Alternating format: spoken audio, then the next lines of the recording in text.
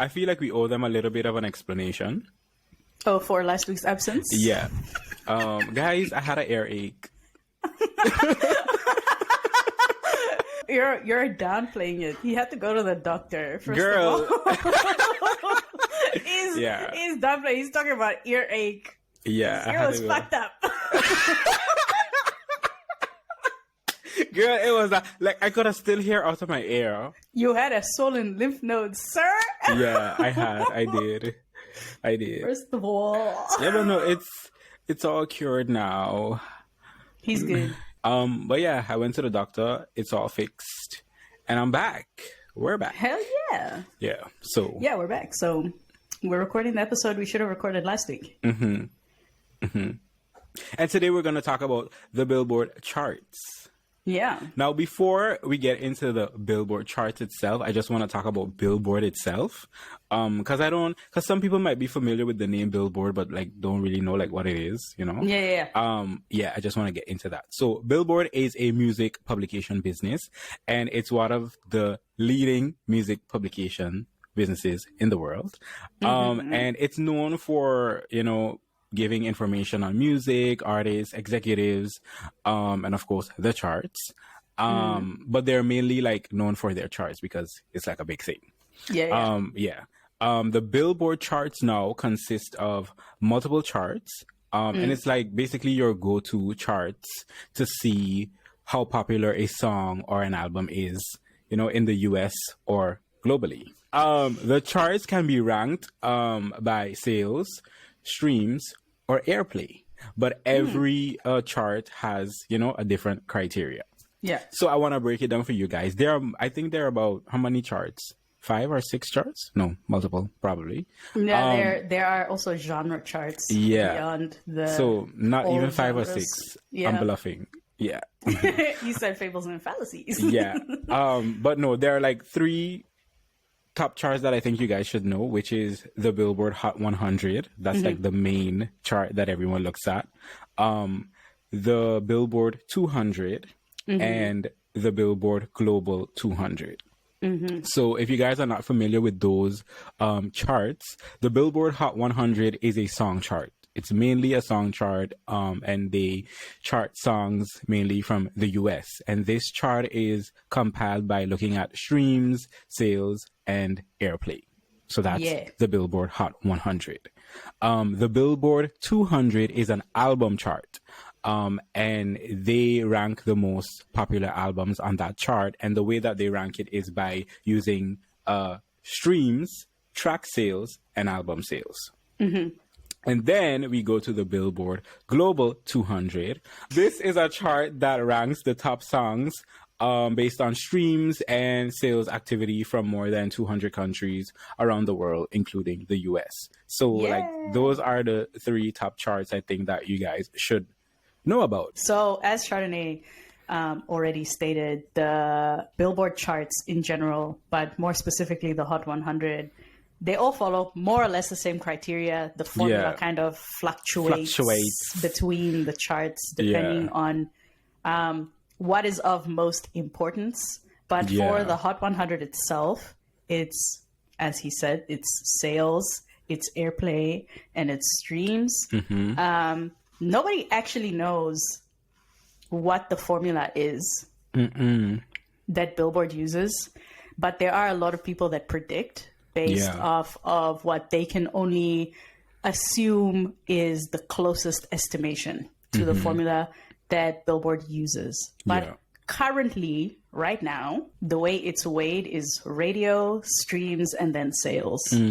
So airplay is what counts the most, weighs the heaviest, if you will, towards charting, and then streaming, and then sales. My thing, and a lot of people's thing, is that it's exactly what we were talking about last week. Radio isn't an accurate reflection of what people are actually purposefully consuming. It is what they're passively consuming, sure. But we also don't have a choice in that, because that currently goes as far as people are willing to pay to have those songs on the radio, which again, it's illegal to do that, but it's done. And like, my thing is that a lot of people are like, well, you can't just take radio out of the Billboard charts. You can't just like disregard radio. I'm not saying disregard radio. I'm just saying that it feels a little silly and goofy to consider radio the heaviest for a chart. For a chart that, by the way, is meant to reflect what is currently popular. Mm-hmm. And I feel like what is currently popular is what people are choosing to currently listen to, exactly. not what they are being made to listen to. Exactly. Especially when what you are being made to listen to is you're listening to it because people are paying for you to listen to it. Mm-hmm. And then it's the same shit on the radio for a year, which before it did not used to be like that. Songs used to get phased out of the radio within like 3 weeks, and then you'd have new shit on the radio. It's no longer like that. You have the same shit on the radio for a fucking year. Okay? Yeah, and literally. Like, the shit that's on the radio might also be shit that people are listening to, but I guarantee you, nobody wants to hear that shit on the radio for a year. Yeah. I'll choose to listen to it when I want to listen to it. Stop making me listen to the same shit. Yeah, I feel like, for me,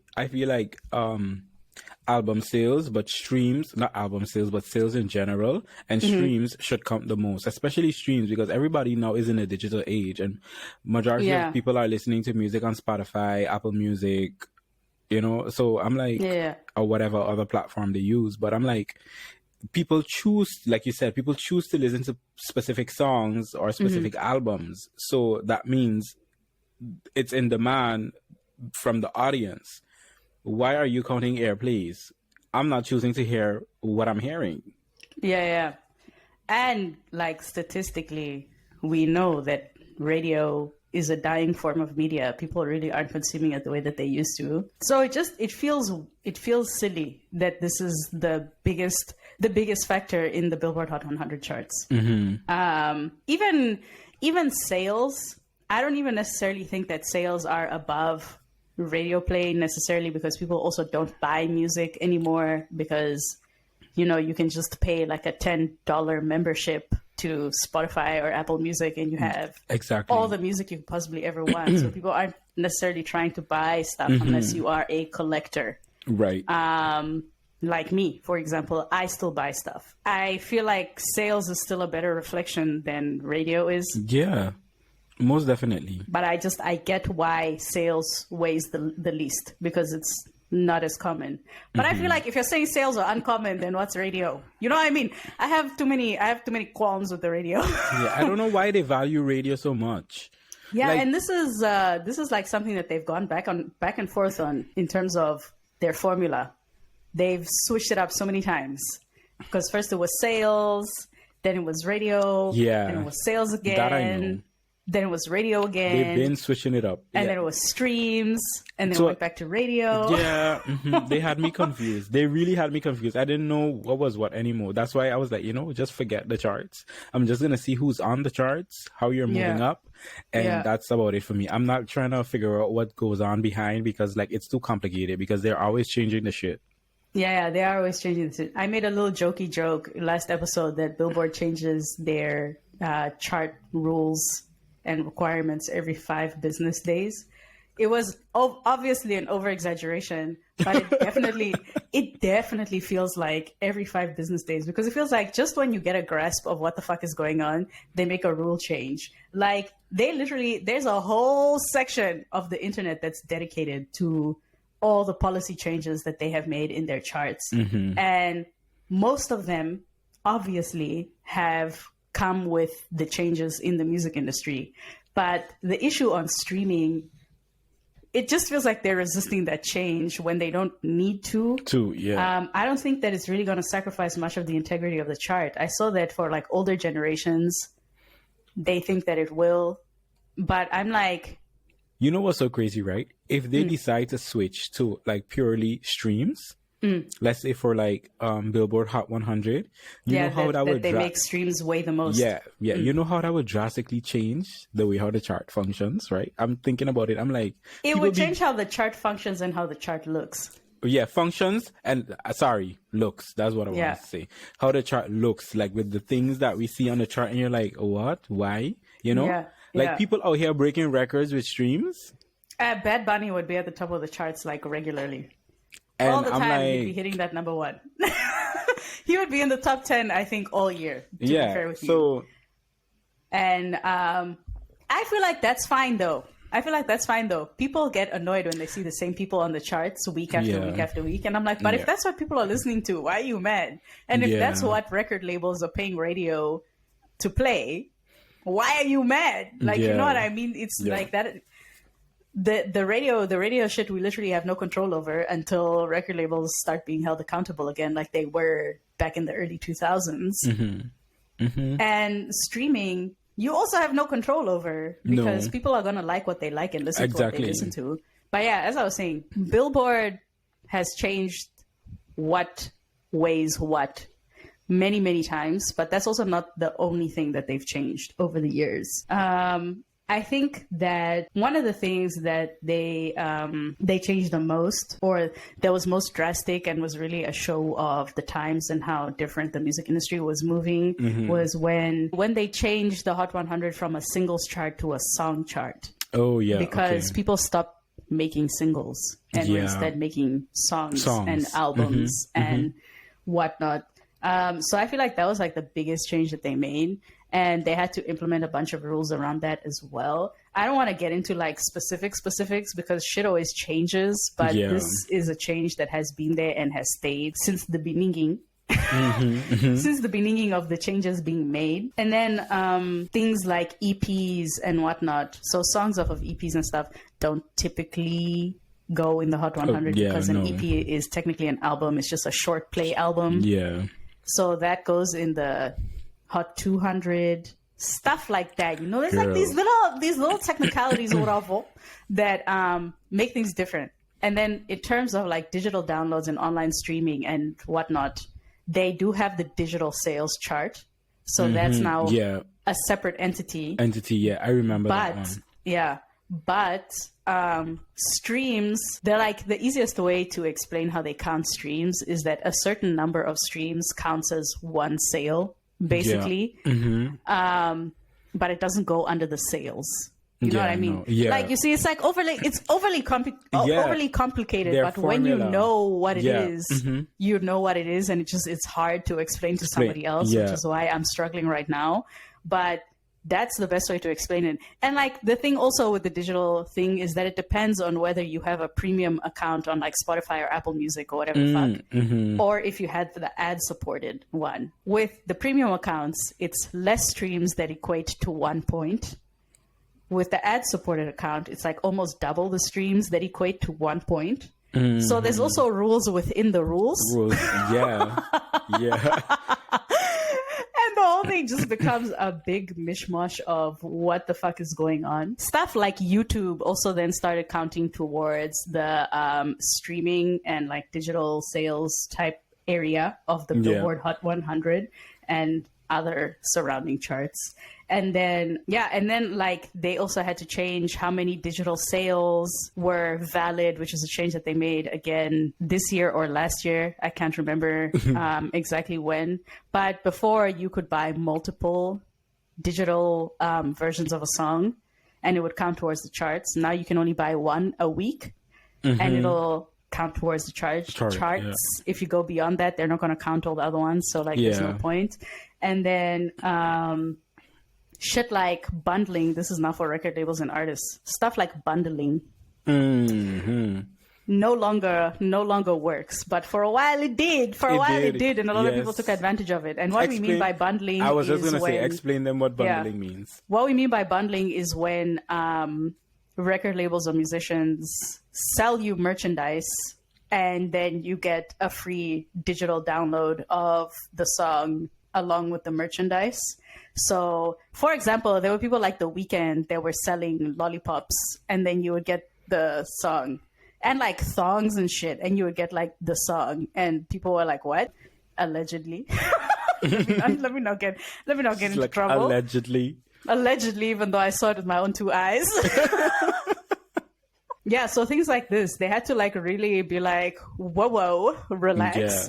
And then Because people was getting carried away with it. yeah, no, Feeling they were like- getting very, very carried away with it. Like Yeah. at some point, I felt like people were going to start selling locks of their hair and then giving you a fucking digital download with it. I was like, please Yeah. relax, everybody. I feel like Yeah. we're just here to have fun. Exactly. Like, whoa, whoa. What if I didn't want the song? I just want the thing. But anyway. And then I was gonna say, and then there's the issue of remixes that also became a problem. Yeah, I because remember. people were making 5011 remixes of You remember the the same whole- song. You remember the whole documentary we watched about remixes Bitch. during the music business course? Yes. That was so like interesting because yeah, girl, it was just I mean, people don't really understand remixing and sampling they don't and understand. interpolation. That's why I said it's It's- interesting because like people think it's like, oh, so normal, I'm just gonna do a little remix, upload it, whatever, but it's like so much deeper than that, you know? Yeah. There's Yeah, a lot of things involved. Yeah. But yeah, so there was an issue with streaming because typically like a remix is like, you know, a completely different song basically because, you know, people change it a lot and whatever. Not so much anymore. Now you have like remixes that just feature another artist and that Right. includes like a new verse maybe, but Exactly. everything else is still the same song. But the issue was that people were making songs that were so different from the original song, and those streams were counting towards the same song that Billboard yeah. had to separate the two. So they would make like part 1 and part 2 or version 1 and version 2 True. and separate the two so that the streams wouldn't just accumulate on this one song because the songs were so different. And apparently the example that I read was Jennifer Lopez's I'm Real, which apparently the remix with Ja Rule is so different from the original that they had to separate the streams because she was charting too high with Oh, the wow. remix because the remix was more popular than the original. And I'm like, is the remix different from the original? Because I deeped that I've never actually heard the original. In my mind, the version with Ja Rule is the original. Oh wow. So after we record, I'm going to go look at that because I'm Yeah, like, me surely too. it's not that different. Like, surely there's just like an extra verse that's Ja Rule's rap. Probably. Yeah. But I'm gonna I'm check it out like- though.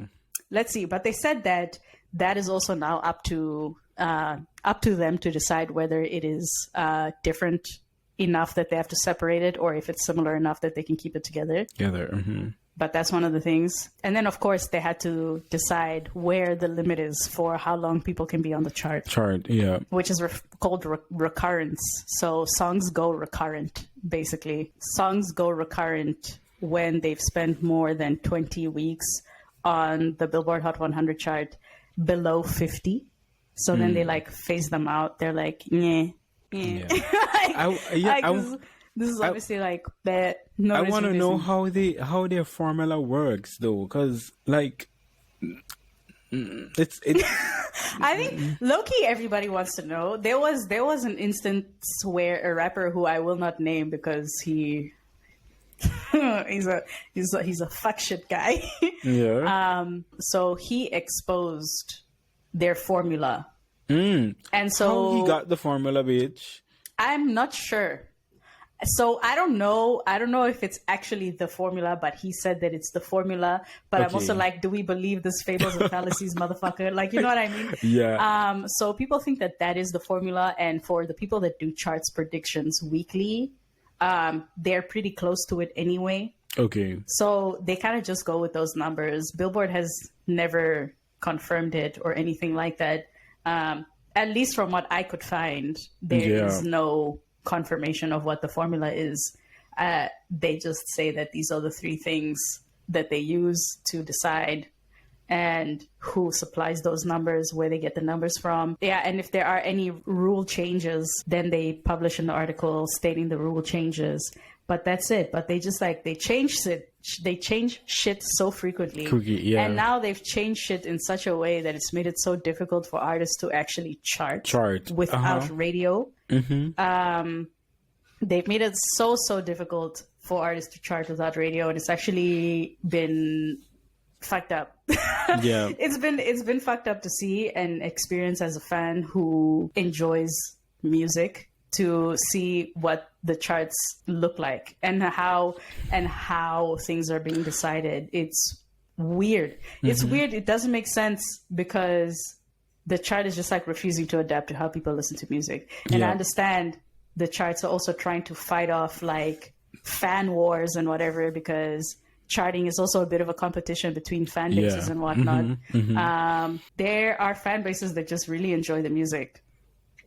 And now the musicians who they support don't get to see those results because Billboard keeps changing and switching shit up. And then when the fans figure it out, Billboard's like, let's switch it up. Yes. Let's switch it up again. It just gets switched up all the time. What I wanted to say earlier was that on Twitter, like the fan bases usually post instructions on how to stream properly. Yes, because there is a correct way, by the way, which is fuck shit as well. Yes. But I understand why there's a correct way, because people started building like streaming camps and like streaming bots. So there'd be rooms full of computers streaming music, but no one is listening to that shit. So I get it. I understand why that's a thing and why it's so heavily controlled. But I feel like you can also heavily control it without hindering how people experience music. Exactly. Because the way that they say is the correct way to stream is unrealistic, because I don't listen to music like that. But bitch, when I saw it, I was like, when the first time when I saw it, I was like, what? There is a correct way to stream? I'm saying. I'm like, why can't I just listen to music regularly? Like I can't remember what it was. I read something and I was like, okay. They were like, you can't replay something. You can't loop. You can't loop. So if you finish the song and then you play it again, you're already streaming wrong. And I'm like, but what if I want to listen to the song again? So because even for me, like for example, right, if a new song comes out, I first listen to it and then I listen to it again and read the lyrics while I'm listening to it. So again, it's just not how I listen to music. I like looping songs. I like to loop songs too. I put them on loop. Like if I know that this is a song that I feel to listen to and I want to listen to it again when it's done, because I could already feel like if I want to listen to it again when it's done, I'll just put it on loop automatically, you know? I'm saying. And it's the same thing for albums. You can't loop albums either. Oh, you can't loop albums either. Yeah, like it's incorrect streaming etiquette. And also playlists when they're longer than 3 hours. That's also incorrect streaming etiquette.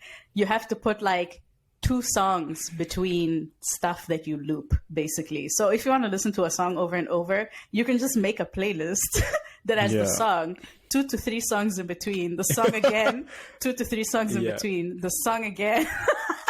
That is so weird. Bitch, it's annoying as hell. It's annoying as hell. And I've done that before because I was like, I just want to listen to the song, but I don't want to fuck this shit up for this artist. Let me just do it correctly. And then I was like, but I don't want to listen to these songs in between. And then they're like, and then you have to interact with the shit. So you have to pause sometimes. You have to like skip a song sometimes so that Spotify and shit don't think that you're a robot. And I'm like, dude, can I just listen to music, please? I mean, to be fair, I do just. I just listen to music. I just listen to it. I'm like, I don't care. Think I'm a robot. I don't give a fuck. I can't be bothered. I'm literally stop it. Stop trying to fuck my experience up. They have some weird rules. I don't. It's just too much. Too much. Billboard, Grammys, everybody. I know. It's just too much. I'm like, literally, just objectively, please just look at what people are actually listening to and like, let's move on. Let's move on. That's all I'm asking. I mean, we are grateful that the Billboard charts exist because it's also a nice way to like, to discover new music, for example. Because I mean, for me currently, I often don't know who the fuck is in the top 10. I'm often like, who the fuck is that? And what song is this? Today? And then I'll go check it out. And either I'll be like, I like it, I don't like it. So, yeah. This is like literally this whole podcast episode is just us explaining how complicated Billboard is by trying to explain things and realizing how complicated it is, but also realizing that we understand it just because we do and that we can't really explain it, but we're trying. This whole episode is us trying to explain Billboard and how charting works for Billboard. and failing miserably, but having fun while we do it. It's so, because it's so complicated. Like, they make it so complicated. I don't know why. Yeah. I'm saying. Anyway, I feel like I give up. Yeah, I also give up as well. Wait, At the end of the day, I'm going to listen to what I listen to and talk about what I like and don't like, regardless of the charts. Simply, yeah. So, should we just move on to our small talk corner? Period. Okay. Okay. Cool. So, for those who don't already know, we're going to transition now into our little small talk corner, which is where me and Chardonnay share 2 songs that we've been really feeling for the week, and also ask each other a question related to music, the music industry, or just one that we were nosy about and has nothing to do with anything, honestly, before we wrap up the whole episode. So, Chardonnay, what's your first song? My first song is Lick a Miss by Nicki Minaj featuring Skeng, but this is the Fine 9 remix. So the Fine 9 remix consists of only female artists, such as Spice, Destra, Patrice Roberts, Lady LaShore, Pam Putte, Dovey Magnum, Lisa Mercedes, London Hill. So that's all the girls that is on this song. So the Fine 9 on Lick a Miss featuring Skeng from Nicki Minaj. That's my favorite song right now. And my favorite parts are Nicki's part, of course, Spice's part, and Patrice Roberts' part. But, you know, I'm always going to go with Spice. So Spice is like the top for me. Yeah. Standard. Yeah. Okay, my song. Why are you laughing? Because everybody's going to be like, duh. Everybody's going to be like, of course. Everybody's going to roll their eyes. Is it a BTS song? Duh. Yeah.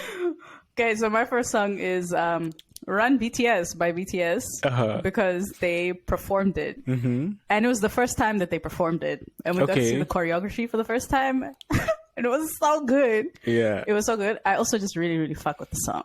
Yes. I think it's just a really good song lyrically as well. It's fucking chef's kiss. This is just my way of once again saying what I said yesterday on my Instagram stories. Oh, yeah.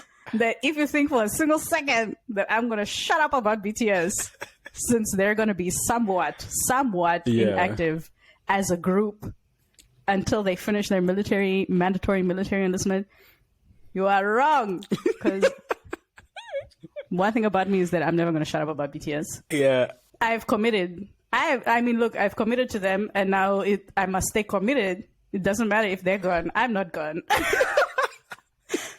They're inactive, not me. Yeah. Not me. I'm going to fulfill my duties. Yeah. I'm going to fulfill my duties as a fan. My second song is Pop Off by Spice. Did I say that before? You no, have. Right? I have? You have, yeah. Oh, well, we're bringing it back again. Pop Off by Spice. Yeah. Let me check before I lie. Did you say Pop Off? I think you have. Spice's album is just so good. I can't stop listening to the songs on the album. So yeah. I'm checking if Chardonnay has said Pop Off before. I feel like I accused him of saying it before, but I'm not sure if he actually did. So I'm not sure. Let me go check our stories highlights. Yeah, you have. Oh well, we're gonna bring it back again in the second episode. Yeah, we're gonna bring it back again. You see what we're saying? Creatures of habit. We listen to the same. Well, I hit the microphone. We listen to the same shit over and over and over again, and that's just how it is. Yeah, that's just how it is. Okay, my second song. Girl, I do like. Listen, just accept it. It's a part of me. This is who I am now. Listen. Yeah, as I was saying, just accept it. Just accept it.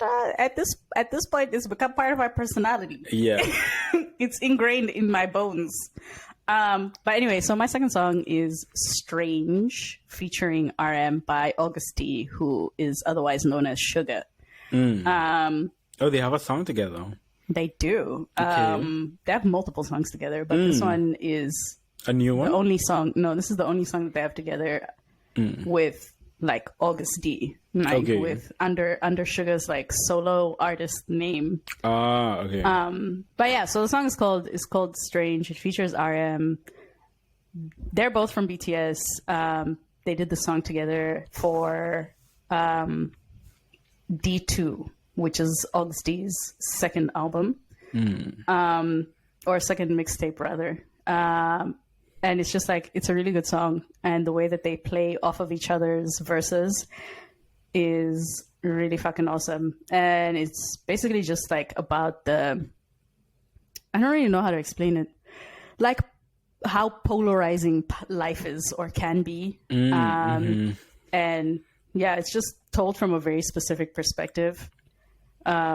And yeah, they just really played off of each other really well in the song. It's kind of like a bit of a darkish track, hip hop track. Okay. But very cool. Very, very cool. As I always say, I'm always impressed by the BTS rap line. I'm always impressed by all 7 of them, to be fair, but I am really, really always impressed by the BTS rap line and what they managed to do. So that's my second song. That's my second song. I fuck with it. Yeah. Okay, so we're gonna move into asking questions now. Do you want to ask me the question first, or The gag is that I don't actually have one. the gag is I don't have one either? Oh, okay. Okay. I'm like, should I go first? Should you go first? We don't have any questions. What unexpected collaboration you would like to see happen, not counting the ones that we've already seen happening or that we think or that we know are gonna come, if you get what I mean. So what unexpected collaboration I think is gonna come? Yeah, so like Yemi and Spice was pretty unexpected. Yeah, like we were, but like, that's we wanted already but that's already happened, so you can't say that one. And then anything that you know is coming, that you feel like, oh, that's unexpected, you also can't choose that. It has to be something completely like new, random. Or, oh my god, like something that you would really like to see happen. Okay, so the thing is with this one, I don't know if it's coming because it kind of already happened, but then so for example, Spice, so like it didn't happen officially, but like no, it happened, like Spice and Nicki Minaj. Oh, So okay, yeah. she did, so Nicki Minaj did the Lick of Miss remix, the Fine Nine, with all the 9 females on the song. Spice was one of the females. So it's sort of a collab, with Nicki, but not like a direct like collab. Yeah. Multiple persons are on it as well, just to showcase their talent. But what I would love to see is Spice and Nicki do a collab with just them alone. But I'm not sure if this is coming because apparently Spice slept over at Nicki's house because they had like a slumber party or whatever. So I'm like, did y'all went in the studio? Because Nicki has a studio in her house. Yeah. You know what I mean? Yeah. So that is something I would love to see. But like apart from that, Rihanna looks like she's coming back with the music. Yes. So I would love to see a collab. Word on the street. Word on the street. I would love to see a collab with Rihanna and someone from the Caribbean. It does not necessarily have to be Spice, but it needs to be someone that actually lives in the Caribbean that is doing music, whether it's from Trinidad, Barbados itself, or Jamaica. Like I want her to collab with somebody directly from the Caribbean that makes Caribbean music, whether it's reggae, that'd be cool. soca, dance hall, whatever it is. Like I would love to see that happen, you know what I mean? Because she, being a fellow Caribbean person from Barbados, she started off singing reggae music, and the rumor was that she is gonna make a reggae album. So I'm not sure if she's still gonna go through with that. I don't know if the rumor is true or whatever, but I would love to see her collab with a Caribbean artist, like someone who still lives in the Caribbean and everything. That's cool. That would be so cool. Yeah. It would be dope as I would love to see that. And she can even collab with Spice because although Spice is in the US a lot, Spice still like legally lives in Jamaica still. So it can also be Spice. But I don't think Spice's brand and Rihanna's brand mesh. Yeah. Unless they find a way to make it mesh, you know what I mean? Yeah, unless they find like a middle ground. Yeah. So I'm not sure about that, but no, Rihanna, you need to do a collab with someone from the Caribbean. I don't know who, but somebody that still lives in the Caribbean breathe, eats, everything Caribbean. Yeah. Okay. Yeah. Okay. Yeah, that would be cool, actually. That Yeah. would be. Okay. What's your question for moi? My question for you is, if you had to be, this is a scenario. He said Uno reverse card. This is a scenario. So, if you had to be a university lecturer, she's already laughing. Yeah. If you had to be a university lecturer, what course would you want to teach? Not music, nothing music involved, no music business. Oh, okay. So like outside of the music. Outside of music. Realm. So what course or module would you want to be like how you say? A module leader and also teaching that course. Oh, interesting. Outside of design as well, because those things you're into. Yeah, no, I figured it would be outside of like music and outside art, of music like and visual art. arts. Yeah. Interesting. It would probably be I'm like stuck between two at the moment in my head. You can say both because remember we had lecturers that taught multiple courses. Yeah, fair. But no, I think it would be like in the science field, weirdly enough. Okay, I was not expecting that. Yeah, so it would be between like psychology. Okay. And just biology in general. Okay.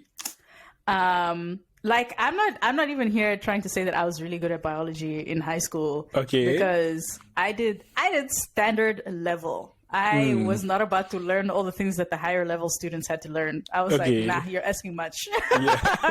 You're asking much. I'm not gonna be a doctor, nor am I gonna be a biologist. Yeah. So I just I really enjoy it. I really enjoy biology. Okay. I can retain a lot of information, but I'm like not good at explaining it. And also blood and stuff doesn't freak me out.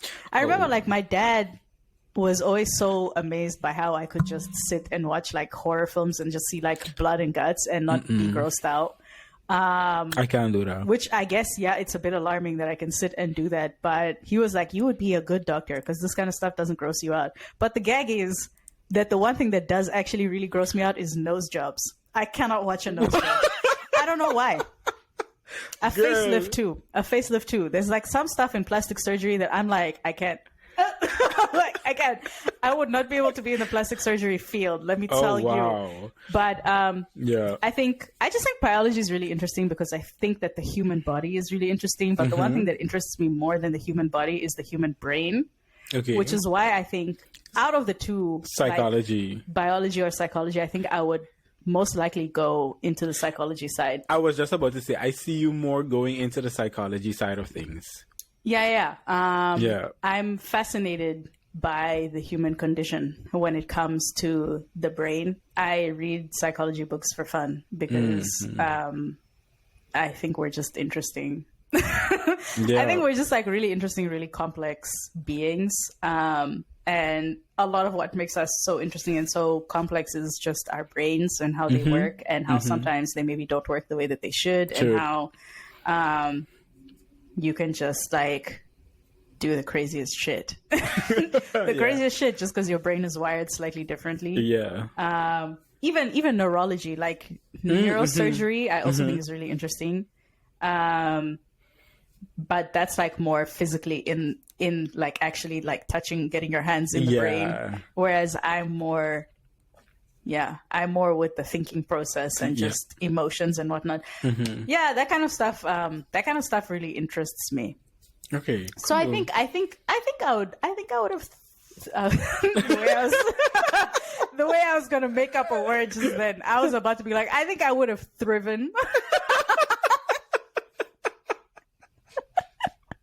I think I would have thriven as a psychology lecturer. Yeah, I think I would have thrived. Yeah. As a psychology lecturer in another life. Nice. Yeah, sometimes I'm like, I should have gone into it, but then I was like, I would have lost interest. Yeah. I would have lost interest. The only reason that I haven't lost interest now is because I don't have to talk about it all the time. And the only reason that I'm okay with talking about music all the time is because there's always new music happening. Yeah, yep.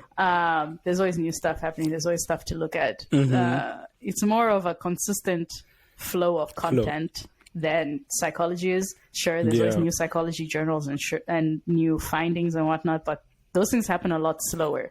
Because this is like a life, you know? All right, I guess that's it for this week's episode. Sorry if we confused you with all the Billboard stuff, but it's genuinely just confusing. I'm pretty sure we confused ourselves.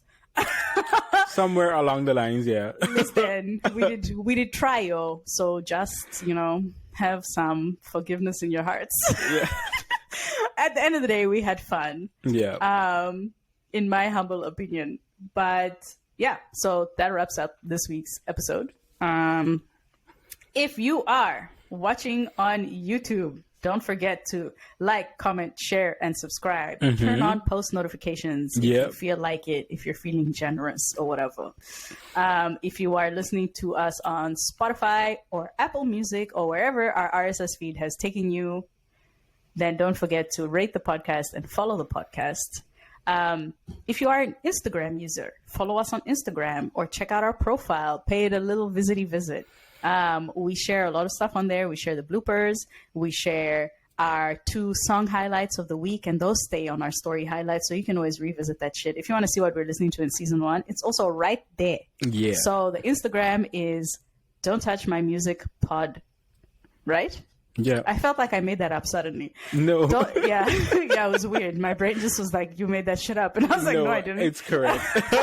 You see psychology. Yeah. But yeah, so Don't Touch My Music Pod on Instagram. Don't Touch My Music Pod on TikTok if you're a TikTok user. We only post our bloopers over there. Yeah. We don't really do much else over there. But they are there weekly. So you can enjoy some weekly little blooper situations if you don't have Instagram or if you just want to see us on 2 different platforms. Yeah. We're not the boss of you. You can do whatever you want. Yeah. Okay. Yeah. Yeah.